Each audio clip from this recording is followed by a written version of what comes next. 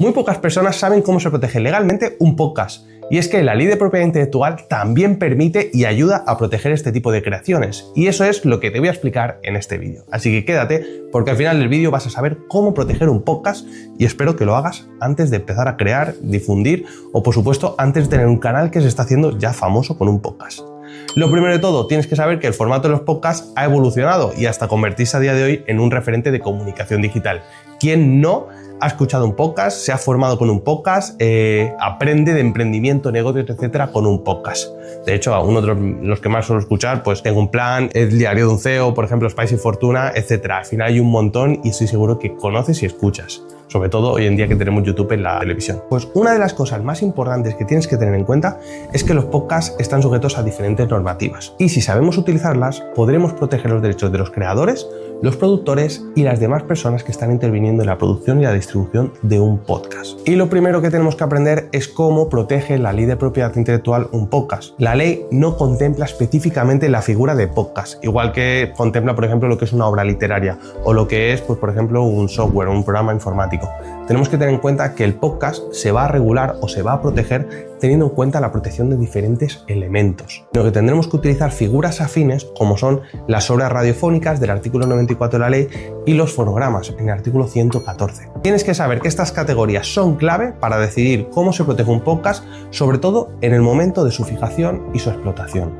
Y es que no es lo mismo cuando se graba un fonograma o se graba una obra radiofónica que cuando se distribuye o se explota. Entonces vamos a tener en cuenta la fecha de grabación y luego la fecha de publicación o de distribución. Y como te he dicho unas palabras que muy pocos conocían, y de hecho hasta que yo no me puse a estudiar la ley no aprendí qué era un fonograma o cómo se protegía, te voy a dar un poquito de contexto. El artículo 114 nos dice que un fonograma es toda fijación exclusiva sonora de la ejecución de una obra o de otros sonidos. Los podcasts que se graban, distribuyen mediante plataformas digitales, cumplen esta definición. Son una fijación exclusivamente sonora, bueno, en ocasiones tiene vídeo, entonces hay protegido más elementos. Cuando hablamos de un podcast que se emite, por ejemplo, solo en Spotify, estamos hablando de una fijación sonora. Si te fijas, cumple con esta definición, es una obra sonora o una fijación de sonidos. Por lo tanto, recibe protección legal desde el momento de su grabación. Es decir, independientemente del soporte en el cual se ha utilizado. Si se ha grabado en un formato, si se ha grabado en otro soporte, etc. Desde el momento en que se graba, ya hemos creado la obra y ya tenemos protección. Por lo tanto, oye, yo he grabado un podcast con mi amigo, una explicación, etc.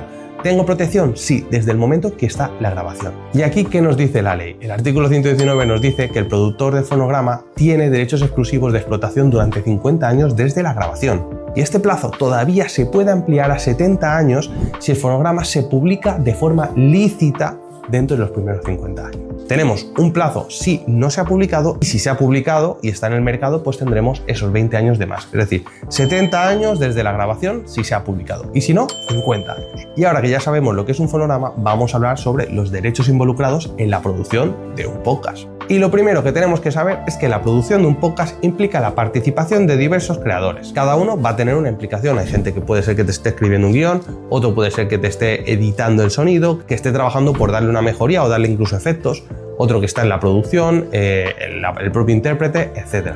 Y aquí para mí es esencial hablar de licencias y de cesión de derechos cuando estamos haciendo un podcast que a lo mejor no es una conversación o una entrevista, sino que el podcast tiene a lo mejor un guión, se basa a lo mejor en algún libro, en algún texto o en alguna obra que es anterior, ¿vale? Por ejemplo, pues hoy vamos a hacer un podcast en relación a un libro que hemos escrito y queremos en base a esto pues expresarlo, leerlo, interpretarlo, aportar información nueva, pero siguiendo, por ejemplo, la obra literaria que tenemos delante.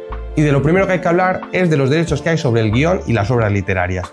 El guión de un podcast, si cumple con los requisitos de originalidad que dice la ley, se considerará una obra literaria protegida. Y esto lo tenemos en el artículo 10 de la Ley de Propiedad Intelectual. Y para explotarlo, el productor tiene que obtener la cesión de los derechos patrimoniales del guionista. Es decir, que para poder grabar un guión necesitamos el consentimiento, la autorización de quien lo ha escrito.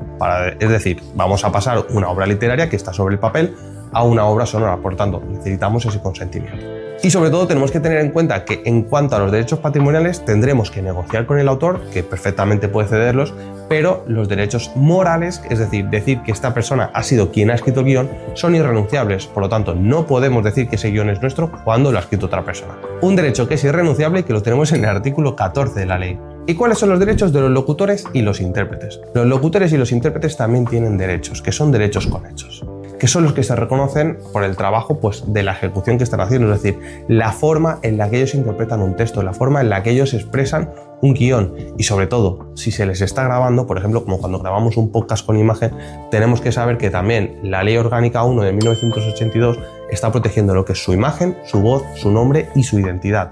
Por lo tanto, yo no puedo utilizar la imagen de un intérprete o de un locutor de un podcast o de un programa de radio así libremente y sobre todo con fines comerciales. Cuidado. Es decir, yo podría descargarme un podcast y desde ahí hacer una edición de vídeos para hacer una campaña de marketing. No, no puedo, necesito el consentimiento de los intérpretes. Y además no puedo utilizar sus audios porque ellos están interpretando y también están generando derechos de propiedad intelectual. Ya verás, al final de este vídeo vas a ver que hay un montón de derechos y que todo el mundo tiene que firmar como mínimo un acuerdo para al final estar produciendo un podcast. Ahora vamos a hablar de las obras musicales, porque en muchas ocasiones podemos tener un podcast que utilice música, que utilice sonidos o que utilice cualquier melodía. Entonces, la inclusión de obras musicales en un podcast también requiere de la cesión de los derechos, de los titulares. Es decir, si vamos a utilizar una música de Shakira, pues una de dos, tendremos que negociar con el propio autor, en este caso sería Shakira, o tendremos que tener la licencia para poder utilizarla en nuestro podcast. Ahora, ¿podemos utilizar música sin tener que pedir autorización? Esto lo hemos visto en otros vídeos, y claro que sí, podemos utilizar obras que estén en el dominio público. Pero si voy a utilizar una obra que está en dominio público o que ha sido editada, regrabada, etc., tendría que confirmar primero que no cuenta con los derechos conexos de un productor o de alguien que haya trabajado o modificado esa obra. Por lo tanto, ¿podrías utilizar la obra original? No, si un DJ ha hecho un remix, no podría utilizar ese remix, porque esta persona ha vuelto a generar nuevos derechos conexos sobre la obra. Y aquí quiero que tengas en cuenta que si vas a adaptar, pues no sé, una historia de un libro, una historia de una novela, una historia de un cómic, también necesitas el consentimiento. ¿Por qué? Porque vas a hacer una adaptación. Entonces, las adaptaciones las necesitamos tener los consentimientos. Si, por ejemplo, vamos a adaptar, por ejemplo, a podcast o vamos a grabar un programa de radio de un libro que es inglés pero está traducido al español y voy a utilizar la traducción al español, que sepas que también los traductores de un libro, de una obra, también tienen derechos conexos que se generan por su trabajo, es decir, por su interpretación. Y ahora me dirás, oye Pablo, que hay un montón de derechos, desde el que ha escrito el guión hasta el de la música, hasta el intérprete. Y es que es verdad, si tenemos que hablar de un podcast, tenemos que entender que hay una cadena de derechos. Es decir, aquí se hace referencia a la recopilación de autorizaciones que necesitaríamos. Tendríamos que firmar un acuerdo en el cual, oye, el guionista, necesitamos tu autorización para poder grabar este podcast. Necesitamos la autorización también, pues si ha habido un traductor, pues oye, necesitamos esa autorización. Necesitamos también, evidentemente, que nos cedan los derechos los intérpretes, las personas que van a participar. Y evidentemente el productor o el distribuidor necesita también tener el consentimiento de todos. Fíjate, no podemos olvidarnos a nadie porque entonces podríamos infringir sus derechos. Y por eso te digo que sin esta documentación el productor no puede garantizar la titularidad ni evitar conflictos. Muchas veces, si alguien quiere comprar un programa de un podcast ya hecho o un programa de radio, que sepa que no basta con hablar con el productor. El productor, la persona que lo va a ceder, necesita los consentimientos de todas las personas que han participado en la producción. Y recapitulando, ¿qué necesitamos? La cesión de los derechos patrimoniales de los guionistas, compositores y adaptadores. Las autorizaciones de los locutores o los intérpretes. Las licencias para el uso de las obras musicales, como hemos dicho, si vamos a utilizar música durante nuestro podcast. Y si aparecen otras personas en el capítulo, sería interesante tener también la autorización o la firma de sucesión de derechos de imagen. Y llegados a este punto ya hemos visto cómo se protegería todo lo que es la base del podcast, desde el guión, lo que es la música, lo que son los intérpretes, el trabajo de los demás. Y ahora me dirás, oye Pablo, hay que proteger el nombre del podcast. Evidentemente, ya que le vas a poner un nombre a tu programa, a tu podcast, y va a ser reconocido ya sea en redes sociales o si el día de mañana lo vendes, pues tiene un nombre, tienes que saber que el título del podcast puede protegerse no solo como derecho de autor, sino también como marca registrada conforme a la ley de marcas. Es decir, podré registrar una marca en España o, por ejemplo, si lo estoy difundiendo en YouTube o en Spotify, como mínimo yo te recomiendo que hagas una protección ya más europea, es decir, una marca a nivel de la Unión Europea. Vas a la Oficina Europea de Propiedad Intelectual y ahí puedes registrar la marca.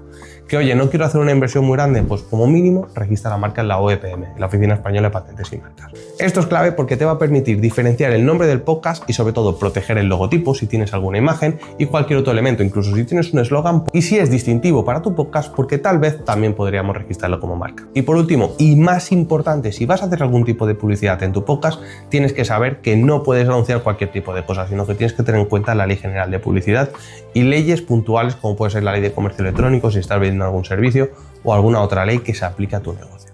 Y me dirás, oye Pablo, yo pensaba que un podcast era mucho más sencillo. Piensa que un podcast está aglutinando, mezcla temas de imagen, temas de sonido temas de literarios y al final también puede servir como un medio de captación de clientela o de publicidad.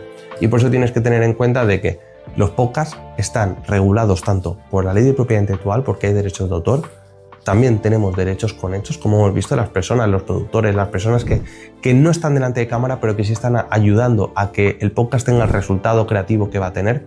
También tenemos que tener en cuenta que si aparecen personas como intérpretes y demás, también hay leyes que protegen su imagen, su reputación, su voz.